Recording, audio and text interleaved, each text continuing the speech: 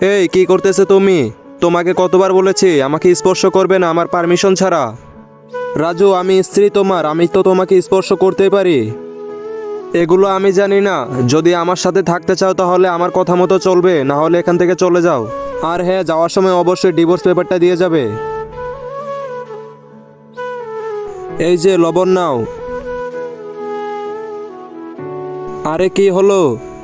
এটা কি খাবার বানিয়েছো তুমি? এত মরিচ খাবারে কে দেয়? দেখতে শুনতেও ভালো না, আর খাবারও ভালো বানাতে পারো না। কখনো কখনো মনে হয় তোমাকে বিয়ে করা আমার অনেক বড় ভুল হয়েছে।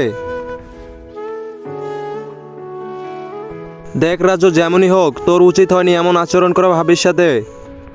বিয়ে তো করে ফেলেছিস, এখন ভালো করে সংসার কর। আমি কিভাবে সংসার করব? তুই তো জানিস আমি কতটা ভালোবাসি প্রিয়াকে। আমি প্রিয়াকে ছাড়া থাকতেই পারবো না।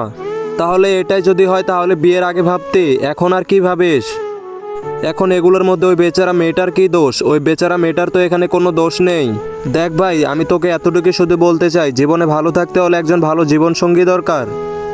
আর আমি ভাবি সম্পর্কে যতটুকু জানি, সে অনেক ভালো মেয়ে, মন থেকেও অনেক ভালো, মা বাবাকে দেখে রাখে, সংসার গুছিয়ে রাখে। এর থেকে আর বেশি কি ভালো চাস তুই? আর তুই বলিস ভাবিকে ডিভোর্স দিবি? আর প্রিয়ার তো অন্য কোনো জায়গায় বিয়েও হয়ে গেছে। এখন ওর জন্য তুই তোর জীবনে আগুন কেন লাগাচ্ছিস? এখন আমি এটাই বলবো, কিছুদিন সময় নে আর ভাবিকে বোঝার চেষ্টা কর।